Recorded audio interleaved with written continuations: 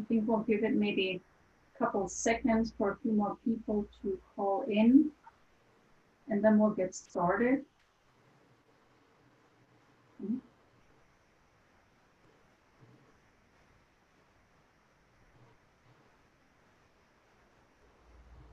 Hey, I think we'll get going here. Good morning and welcome to our second webinar of SAGE this year. My name is Katja Martinez. I'm a principal at JZMK and president of SAGE. So for those of you who called in last month, Molly Carmichael shared trends in fact during this COVID-19 outbreak. And as you or most of us have heard and read in the newspaper, nursing homes and assisted living facilities have been hit the hardest during this pandemic. For today's topic, real-time design solutions in senior living, we will take a closer look at design solutions that we can implement today to address the rising concern of the spread of COVID-19. So before I introduce today's moderator, I would like to thank our wonderful board and all of our SAGE members and annual sponsors. We would not be able to offer programs like this without your support, and especially in times like this. So thank you so much. With that, I would like to introduce our moderator today, Marissa Feliciano. She is the Business Development Manager of HPI Architecture, and I would like to turn it over to Marissa.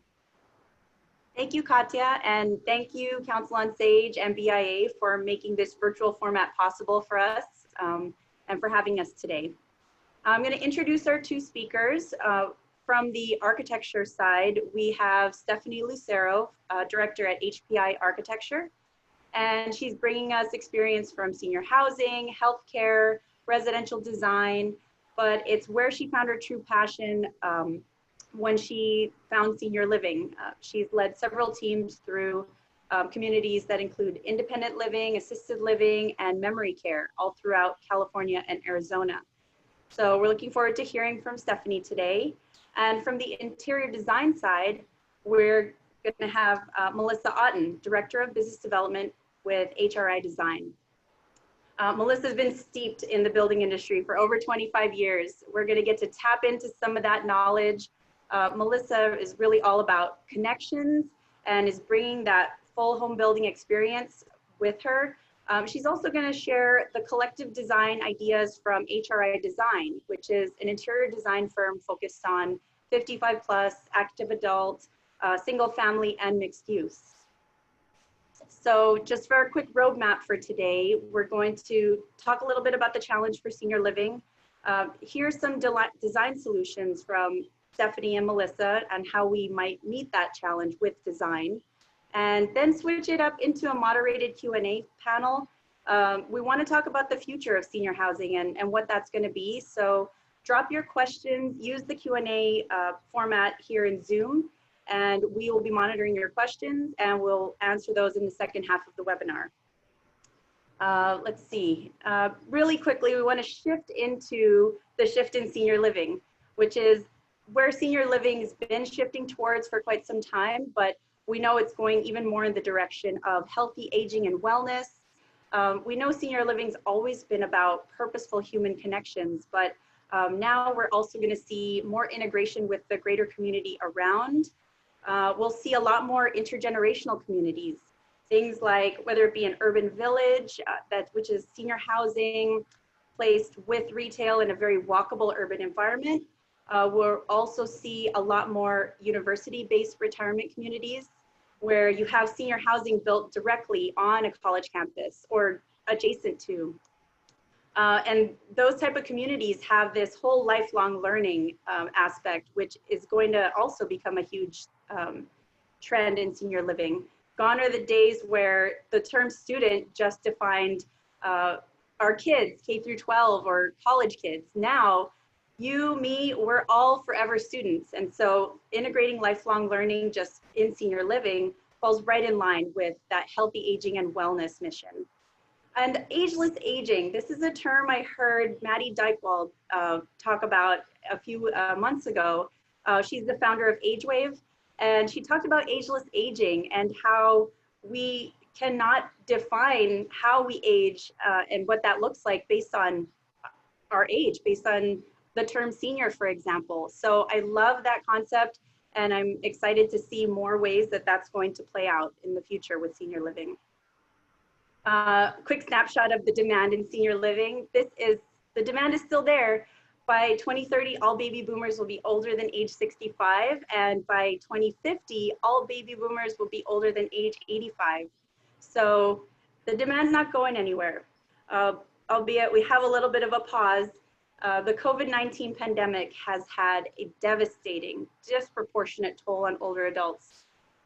We know, I mean, I've spoken to several residents here on the West Coast, East Coast, Florida. It's frustrating. They are still in lockdown mode in so many communities. We've heard the frustration in the voices of our owners and operators that they have to keep residents in this situation for safety. Congress just had their first hearing on the devastating impact on seniors. This was just a few weeks ago. We know how devastating this is, but what's also in danger is the quality of life for residents. We know how devastating the effects of isolation can be, not only on mental health, emotional well-being, but also detrimental to actual physical health. So it's more important than ever for us to find ways that senior living can have social interaction and still keep people safe. And speaking of keeping people safe, I just want to give a quick shout out to all the heroes on the front line of senior living, the operators, the staff, everybody out there, keeping that quality of life going as best as possible given the restrictions, keeping residents as engaged as possible. So we want to acknowledge that. And with that, I'll turn it over to Stephanie, and she'll be able to shed some light on how design might be able to help meet this challenge. Thank you, Marissa. Good morning, everyone. As Marissa mentioned, currently most senior living communities are still in lockdown mode. In some cases, residents are still restricted to their units, and in most cases, visitors are not being allowed within the facilities. Social interaction and community are still at the heart of senior living, and lockdown and isolation are very much in contrast with the mission and purpose of these communities.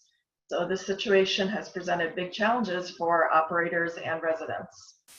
As architects and designers, there are many aspects of this situation that we have no control over, but we have been trying to look at alternate ways of using existing spaces and think about how we can design future communities for greater flexibility.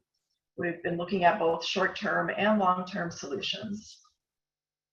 So visitation has been a big challenge for all of these communities.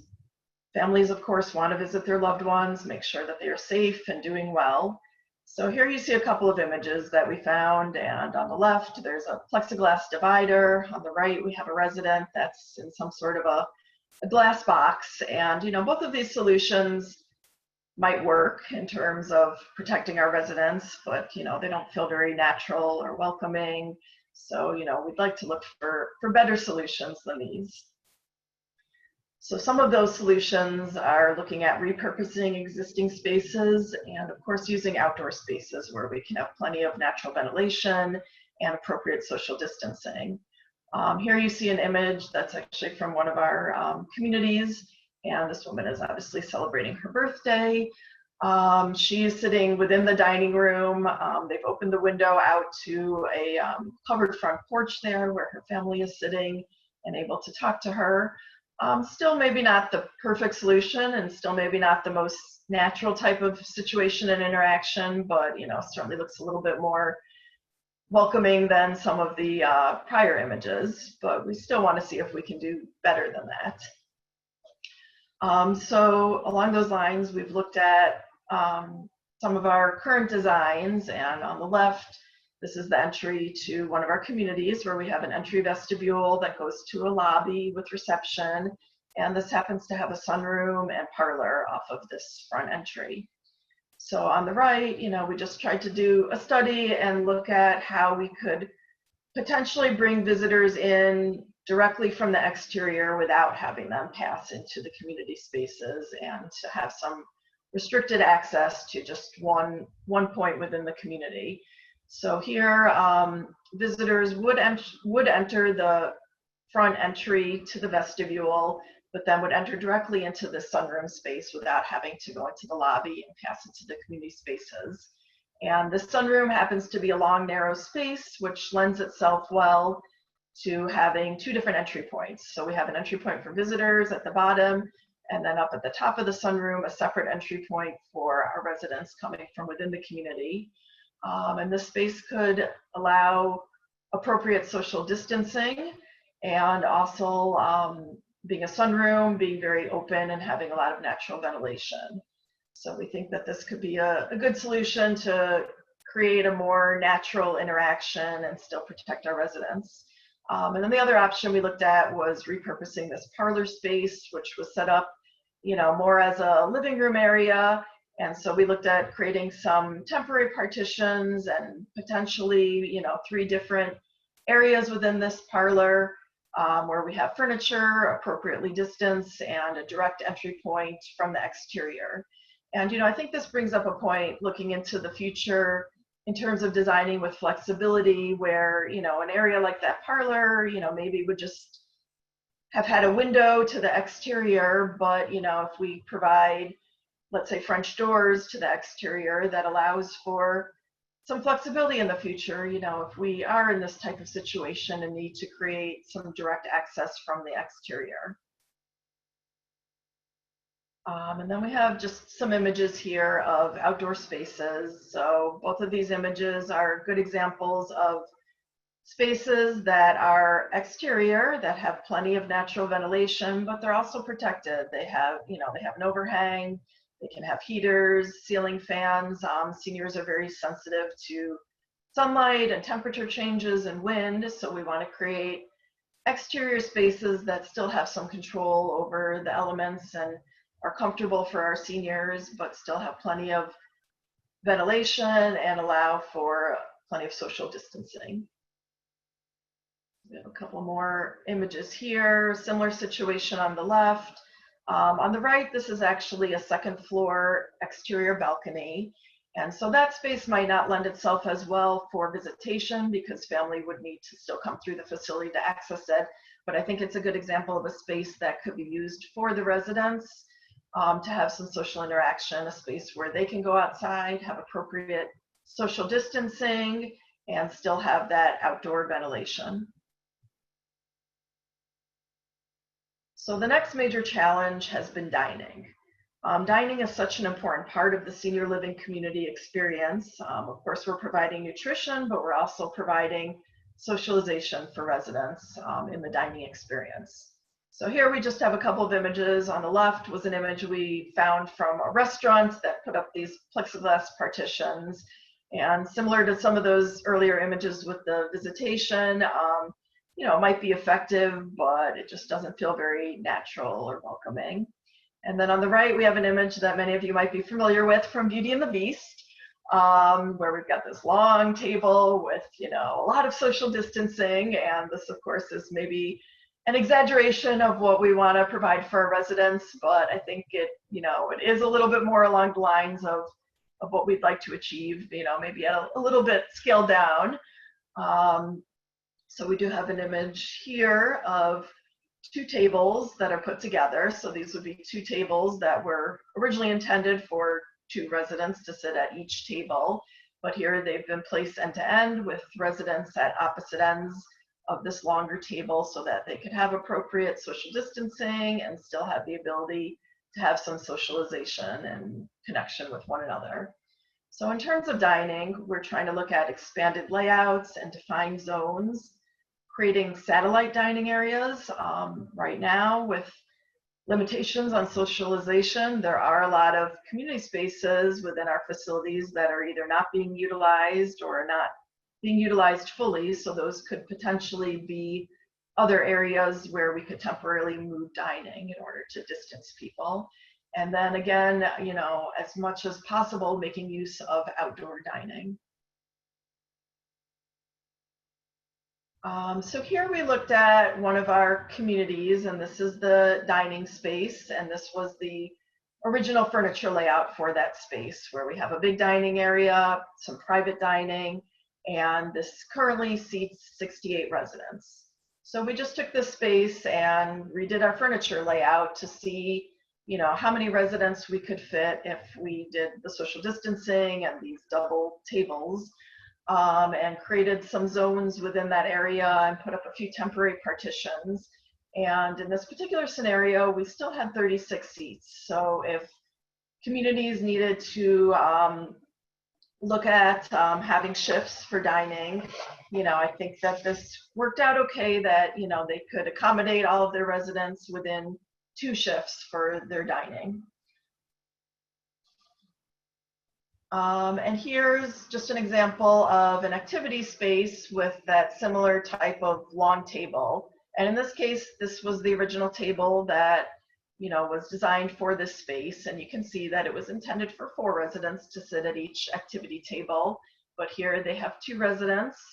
And in the picture on the right, we have 4 residents and they're playing bingo and they're able to socially distance and still have some activities and human connection here.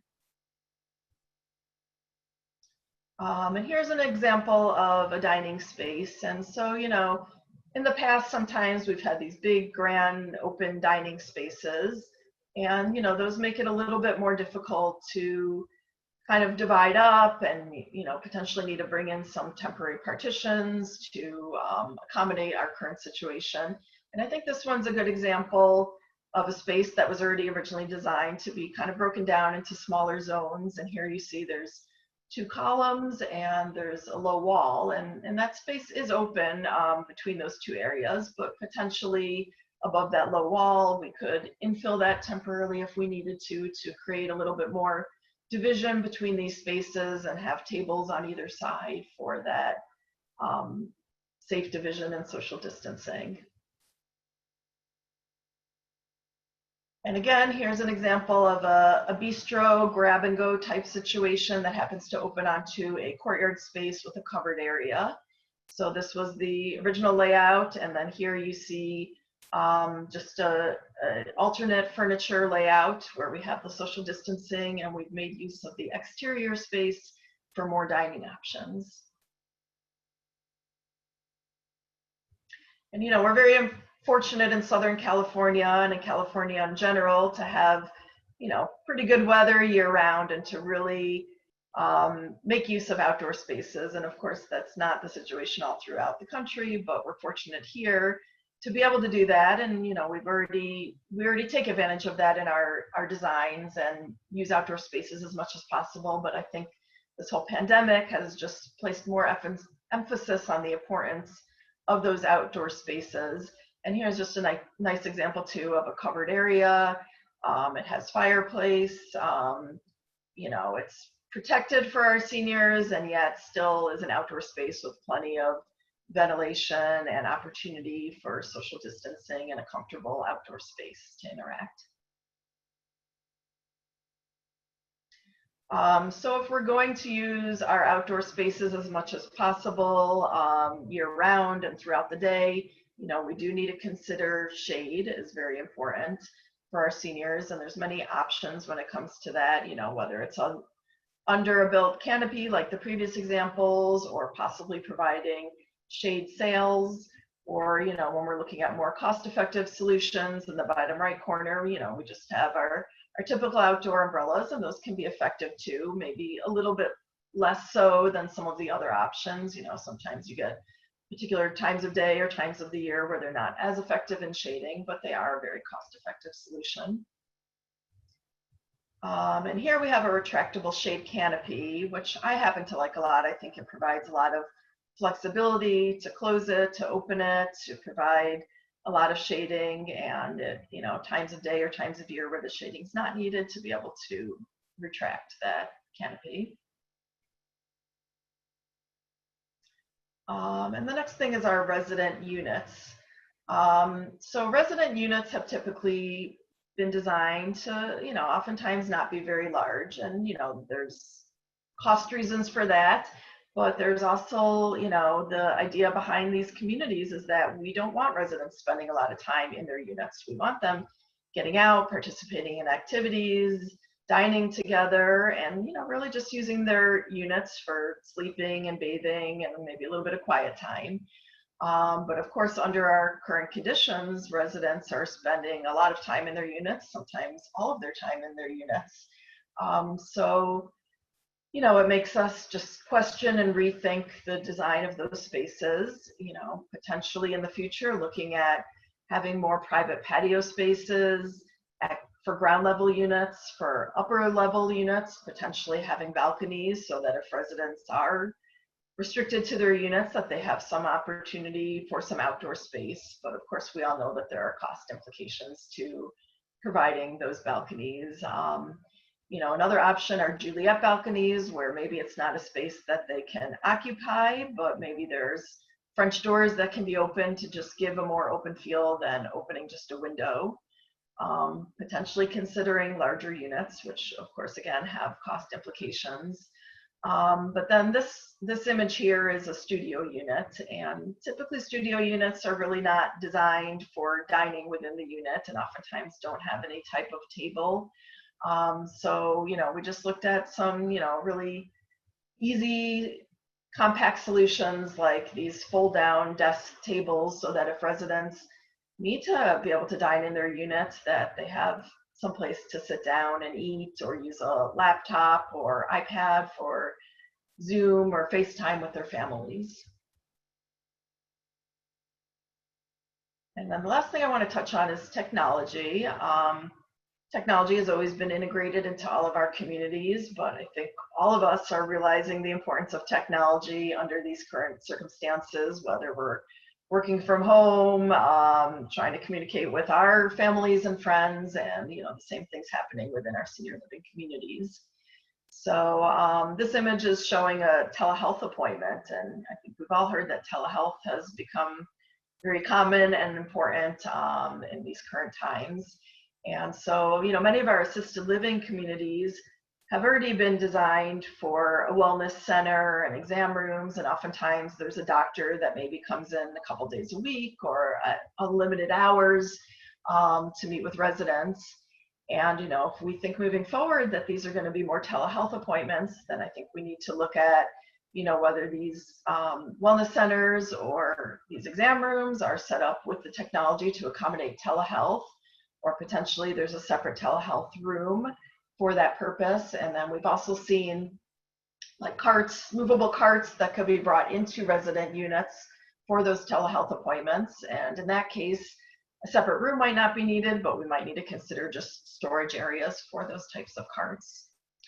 The next item we have here is automation and touchless technology. Those have, already been integrated into many of our facilities, but I think all of us are just seeing the importance. We're all thinking more about all of the surfaces that we touch, the door handles that we touch. So, the more and more that we can integrate those technologies, the more hygienic and safer our communities will be. And along those lines, specifying antimicrobial materials, considering the use of UV lighting for sterilization, and that might be within ductwork and HVAC systems. I've also heard some discussions about having UV lighting in public single-use restrooms so that potentially there's some type of sensor that when those restrooms are not being occupied, a UV light comes on for sterilization. And then, potentially having something like that within elevators too.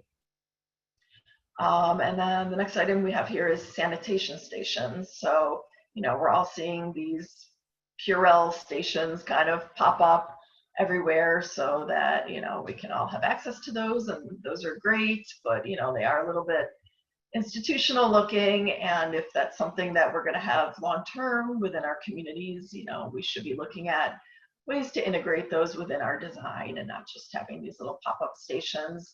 So, maybe there's a built-in recess outside of all of the elevators, that nicely integrates that hand sanitizer within our design. So it becomes more natural, more part of the design, and, doesn't look so institutional.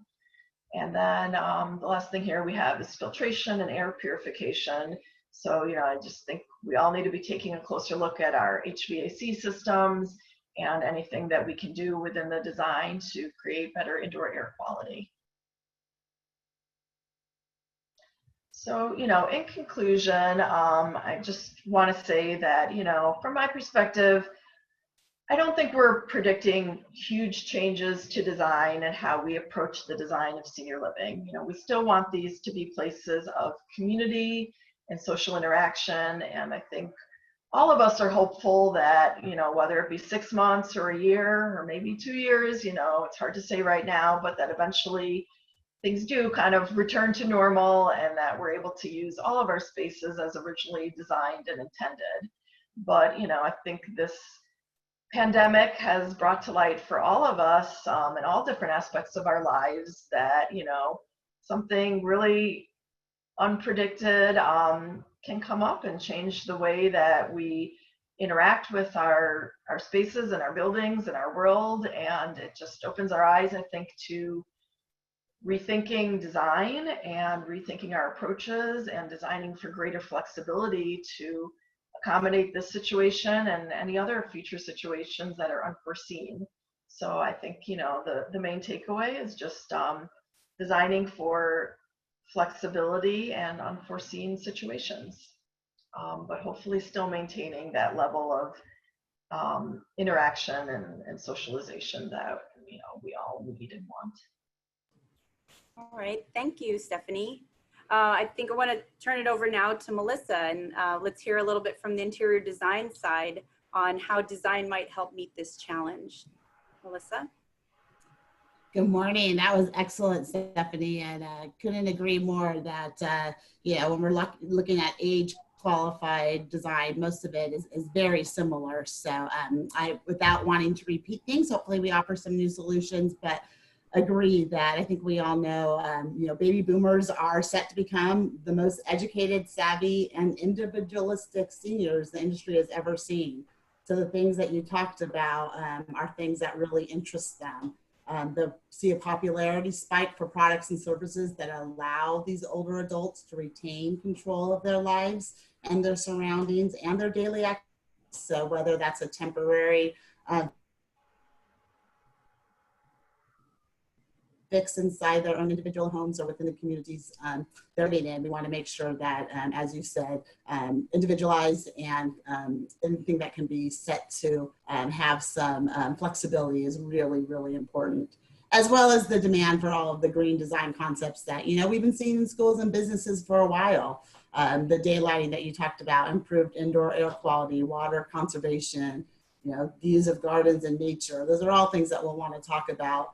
And then agree with you completely, technology and smart everything. We are going to be designing elements for everything from the lighting to the health monitoring. So I think we need to make sure that those things are all kept in mind when we are designing. And really, if you look these days, partners in our industry like Delos really say a home isn't smart if it isn't healthy. So I think that's really kind of the bottom line. So to keep things smart and healthy, we are seeing a lot of requests for convertible furniture these days. I think that there's, obviously with the demand, have to be functional. They have to have functional spaces around them and being able to change with the needs of the residents. Before, having spaces dedicated to one activity, like maybe a movie theater or a card room, we can't have that anymore. We need to make sure that these rooms can adapt to a variety of activities. So through thoughtful design, a music night, continuing education classes, religious services, or choir practice can all take place in the same room. And that can be really done through some thoughtful design with that convertible furniture. And along with that convertible furniture, obviously, comes individual workspaces. Just like Stephanie mentioned, it's so important for people to be able to have the ability to work from home these days. And whether that's just, simply paying a bill or staying connected with loved ones, or actually doing that continued learning that Marissa talked about at the very beginning. One of the fastest growing senior community location, it really makes it possible for individuals to participate in that ongoing learning. And that's why everybody needs to have these spaces to be able to work.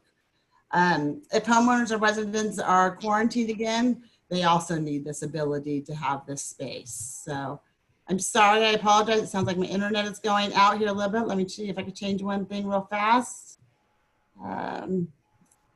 See if that's going to help me out a little bit here. Okay, so we mentioned telemedicine and medical rooms. Hopefully this is helping a little bit better. One of the things through design is we want to make sure that things are just done thoughtfully and comfortably.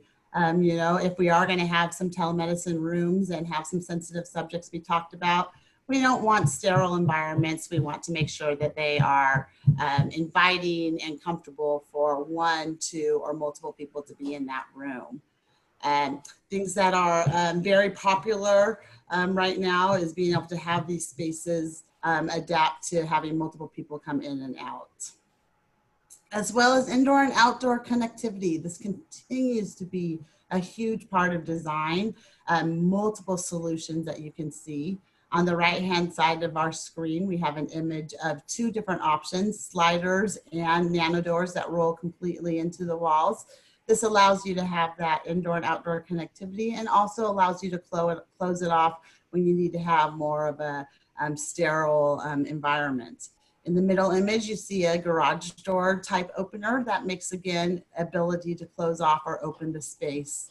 And of course, even like Stephanie talked about, balcony spaces become so important for everyone. And I think that even if it is a small area, merchandising it and having the ability to sit out there and get fresh air is something that everybody is asking for these days. So much so that recently Barbara Bestor from renowned architects Bestor Architecture in Los Angeles has said she believes homeowners and residents are going to demand this as a human right, that every resident should have a private outdoor area, which I feel is a big shift. And obviously, as Stephanie mentioned, has some cost implications, and some jurisdictions are going to have to get on board much more with balcony and individual private space. But if homeowners and residents start to demand it, just like they did with some of our green practices, then it's going to become something that we will have to be looking at much more. Onto that balcony and rooftop living, along with that outdoor space connectivity. Being able to have a small space or a large space, again, is so important, and having it be flexible, as these images show here, will continue to be very important for the future. A touch of greenery makes the interiors appealing, an ambiance area that you can just relax and unwind in the outdoor gives you that sense of serenity and ability to, it's different than the four walls that you've been in throughout the day. One of the really good ways to help bring the outdoors in, if you're not able to have that instant access, is with lighting. A lot of things have been looked at these days of what we call highlight windows. So stacking windows, doing windows that are on top of each other, making them larger, putting windows above sliding glass doors. Any of these things that can bring in the natural light is really going to help to have, again, that connectivity if you are inside and you're not able to go out in the future. But being able to at least see out and have the light come in is something that we've really been asked a lot about through architecture, to see how many more lights and windows we can add. This is something that Stephanie also mentioned and is really becoming much more common. Communities have lots of hospitality, and it's why you are most likely residing within them, is for all the experiences and services. And they can be, stocked in many different ways. They can be staffed with concierge services and have a full service kind of mini, cafe within the community. Or they could be like images on the left, where they could be more self-serve and stocked on an honors basis, or by volunteers within the community. But either way, these types of services are definitely a design need and ask that we're being looked at more and more, with people not being able to leave larger areas, but being able to just walk to a common area to get some of the services instead of going out to a restaurant. And interestingly enough, even in this market segment, age qualified, you might not think of it as a first thing that comes first to your mind, but meditation is very important to them. It's really quickly become a favorite pastime, and we're having questions asked for it constantly. You know, there's lots of benefits to meditation, the reduce of stress and helps with control of anxiety, you know, the emotional health that it promotes, self-awareness, length of attention span. There's all things that seniors are wanting to help increase. And again, with that lifelong learning, they want to keep their minds sharp and their bodies able. So adding meditation spaces to communities is something that has been a request of lately. And it could be done in many different ways, from the very traditional space for an actual massage to a place to sit and chat and listen to some great music, or even just to lie down, close your eyes, or read a magazine. Meditation spaces are indeed becoming popular with the senior market. Indoor gardens, you know, we're seeing a lot of the indoor garden crave with access of, you know, not going out and shopping often. It's so wonderful to use fresh herbs from your garden. So why not create them and use them indoors as well as out? Indoor plants, you know, obviously have a wonderful aesthetic and a great use, like I said, if you could use for cooking, but it also helps with, you know, air quality. Plants release airborne chemicals that tackle pollutants that's in our air. So there's ways that they can help you with just beauty, obviously use, and they can help you with the pollutants in the air as well. So people, research was done in the United Kingdom saying that people who surround themselves by nature are much more happy.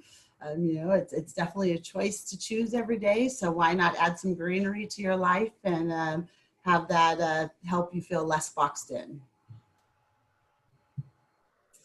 Smaller common spaces has been a request that we've been seeing as well. Again, in light of, you know, trying to social distance and stay with those who you've been with in close proximity. This is a great example of a dual-sided fireplace where you can have small conversations on both sides of it, actively, you know, able to have more than, you know, maybe the larger space would have been with lots more tables on each side, but still being able to use them and keep it separated, but allowing people to, again, enjoy the outdoors.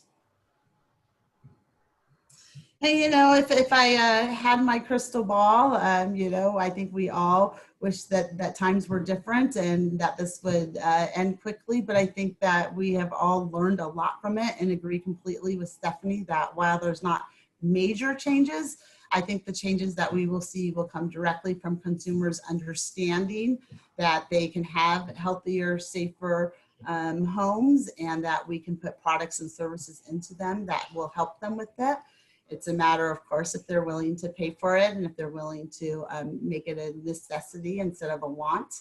But I think that, you know, things like, you know, other trends like dedicated drop zones for packages that could be cleaned off, merchandising of garages to be used for different spaces, all things that, you know, are smart technology or smart ideas that are coming out of this pandemic, but things that really have been, you know, done for a while by some and now maybe are just being asked for and required more by the masses. So bottom line, I think, is, you know, modern seniors are redefining what it's meant to grow older. They don't want to be a burden to us. They want more control. They want to stay healthy and active, and they want to stay independent and flexible. So if we can design around those needs, we'll continue to build a great market for them. Thank you, Melissa. That was so much great information from both of you. And I want to shift it a little bit now into some Q&A. My first big question, and actually we have one question from the audience that I think is really similar, is, so where do you think design trends are going to be shifting for senior living in the future? We're wondering, is it going to be business as usual? And the audience member is asking something similar. Is there a long-term change? Is a long-term change in design necessary for a short-term situation? Or is this a reaction to current design not being able to social distance? So big questions about how we're shifting and how we need to be prepared for the future. What do you think? Yeah, I think that's a great question. I think, you know, we have to be careful about just having kind of a knee-jerk reaction to the current situation and changing up everything we're doing for something that will hopefully pass and be done and over with. But, I think, like I said, I think it's made all of us kind of question certain assumptions and realize that, there's unknown situations out there that we have to accommodate. And I think it's important right now to get feedback from our operators on, where they've really found the challenges. And, it's probably going to be different for every community and every specific design of, where some of those challenges came in and where they found their spaces to not be very adaptable to the situation. To really look at the long-term effects. I don't think that, like I said, we're going to completely rethink how we're designing, but I think that, flexibility is key, and looking at where some of these challenges occurred and, how we can accommodate them better, and how we can, just think about maybe the next unknown that's going to come up and how we can be a little bit more flexible in our designs and have, smaller changes that might make things easier down the road. I agree, Stephanie. I really think that living space is going to be completely, chosen and based on the flexibility and the facility being able to have choice. I think that that's so important in the future, and really the big, maybe shift, but probably isn't directly from the pandemic, but it really is technology and making sure that our seniors have access to it, have help with it, even if it's small, which I think is our responsibility. Maybe there's IT coordinators now in communities and in facilities. Maybe there's things that help them with just the basics of it to take away the fear of technology, even though they want it and need it and believe in it, having that resource there to help them. But I agree with you. It's really just about flexibility and having the ability to choose how they'll live in the future. Right. Have either of you received any requests from owners or clients about having to actually redesign or re-examine what you have currently on the boards? On our end, it's varied. We have quite a few projects in construction right now, and on that end, I don't think we've received any requests to make any changes at this point. And then we have projects that are in the construction document phase, and I really have not seen much of a request on those either to make any changes because they're pretty far along in the process. But then we have some projects that are in the very early design phases, and that's where I think we're seeing, clients step back a little bit and consider the fact that, we're early enough in the process, we're not going to hold up construction, and maybe we should think about some small or big changes that we might want to implement as we move the design forward. Yeah, and I think we're being asked, some small changes right now. I agree. A lot of things are quite a ways down the road, but there's really some quick changes that can be made in material, things like flooring, countertops, handrails, those kinds of things, that can reflect and have antimicrobial, units to them. Those quick things we're being asked of right away, but overall rethinking of space, not so much big picture, more small individual flexible choices. Okay, good. And how do you see this pandemic affecting future residents' preferences as one goes to take a look at possibly moving into a senior living community? Do you think preferences are going to shift? And this question is for everything from the 55 plus all the way through assisted living, memory care. What do you think is going to affect preferences for choice?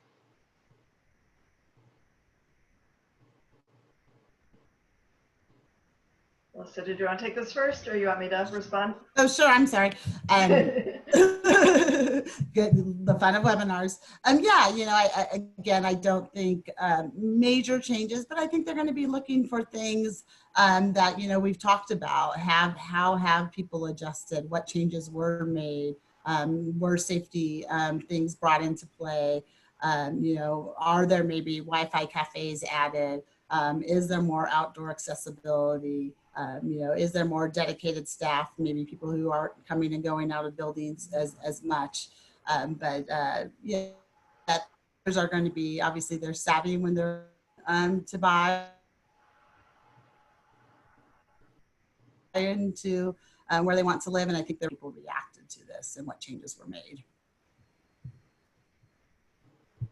Yeah, I think, I think on the one hand that, prospective residents are going to probably look at the operations or question the operations of the facility in terms of, how they handled the pandemic, and what they did during that time. But, from a design perspective, one thing that I guess has been brought to my attention is just kind of the resident unit.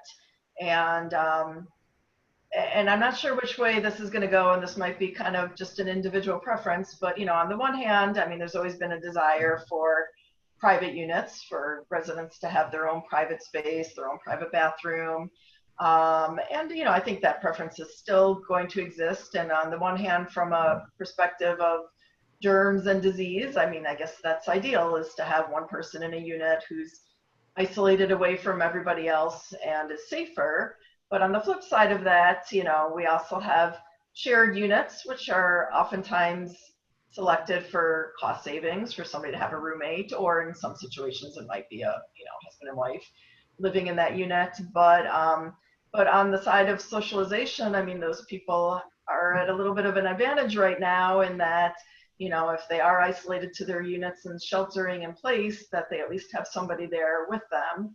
And I think we've all kind of experienced the pros and cons of both in our own particular situations. Those of us who maybe have been sheltering in place with their families, or those of us who live alone and are completely isolated. And we all know there's ups and downs and pros and cons to both of those situations. So that may just be on an individual level of somebody who thinks about the effects of this pandemic and which situation they would prefer for themselves. Right, it does come down to, I guess, individual preference on many cases. We have another question here. Is there any future development, including the active adult 55 plus with assisted living as an added element? It sounds like having assisted living as an added element to an active adult 55 plus community. Any future development with something like that?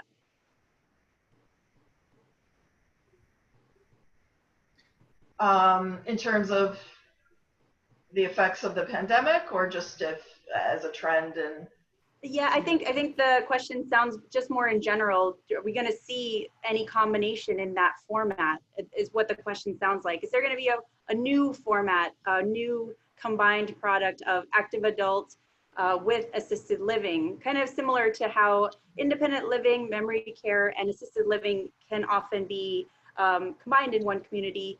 Might we see active adult and 55 plus with an assisted living element?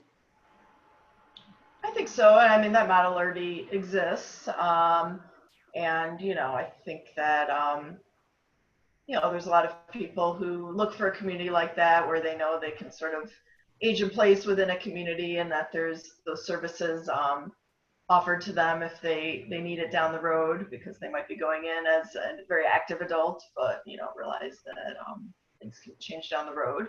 So I mean, I certainly think that there's a need and desire for that type of product. Right. What about interior design? Are we going to see this? Is this going to really impact furniture selection, material selection, all these things, these things we touch and feel, the fabrics? How is this going to be affected by the pandemic? Yeah, I think we're already seeing manufacturers start to look at this and start to use materials that are going to be looked at as safer, healthier, easier to clean. I think there's a lot of technology out there and things that are already happening. Use of silver and copper ion, interesting enough, creates antimicrobial technology. So having that in surfaces You could use it in powder coatings. You could use it on light switches, textiles, porcelain tile. You could put it on. I think there's things like that that will definitely become more popular and increased in ask. I think that, you know, trends in color definitely are warming things up, using hues and tones that really provide warmth and comfort. You know, everything a lot these days is a lot of artisan elements are being used in things like wall dividers, coverings, a lot of woven textures and cane and rope, you know, things that can evoke that homemade feel with inside your four walls. I think is really important. You know, I think it's funny, but, you know, the timeless dynamic duo of black and white is definitely here to stay. I think those high contrast statements will be used in fabric and material selections to give people some comfort. There's definitely materials that are, you know, high performing that are easier to clean, things that can be cleaned quickly or wiped off easily, things like velvet and corduroy and wool. You don't think of those out here on the West Coast, but they could be put on cushions of chairs that can easily be removed. So yeah, I think you are going to see some shifts, things that you probably have used in the past, but now maybe you'll be using them for a different reason. Instead of maybe just an aesthetic, maybe now they will actually have, you know, a nanoseptic material on it that's going to actually help the homeowner live in a healthier environment. It looks like we might have time for just one more question. Let's see. This one is, are we going to see design tending towards more of a neighborhood, mini neighborhood thing, meaning groupings of units, separated wings or little villages? Are we going to see this mini neighborhood start to become a trend more often now? I think that's a good design concept to discuss and consider. You know, I don't have an answer as to whether it will or will not move in that direction, but I do think that this pandemic kind of opens up to, you know, having that discussion in the early design phase. You know, certainly, you know, we're all being told right now to, you know, congregate in groups of 10 or less. So, I mean, I think design and opportunities to create smaller communities within the larger community and have some more, you know, smaller satellite activity spaces or dining areas or areas to socialize are important things to consider as we move into the future. And, you know, certainly I'm sure right now communities that were designed in that manner might be a little bit easier to manage than some of our other communities. And I know, you know, in some of our projects, you know, we've taken different strategies and had different discussions regarding our community spaces. You know, I have one project in particular where it's a 6-story building, and originally we had a lot of the community spaces spread out throughout the different levels. You know, we had some of the major spaces on the first floor and then some satellite community spaces on upper levels. And then for various reasons, we changed that design and all of our community spaces are on the first floor with resident, you know, units above. And, you know, I think, I don't know, that might be something to reconsider for future designs, that there are some advantages to breaking that down. And, you know, if, you know, maybe there can be some socialization within one floor without, you know, that interaction between everybody in this whole facility, there's certainly some advantages and safety to that type of situation. Right, yeah, it seems like having that ability to compartmentalize if needed for various reasons and decentralizing those amenity areas might be something we see. Depending on, definitely for a high rise, it makes a lot of sense. But I wonder if we might see them in our smaller 2- and 3-story communities where you separate and decentralize those amenity spaces into different wings. Those might also act as, they could double and be flexible, like you keep talking about, as another dining space, for example, if residents want to have a smaller, more intimate dining space.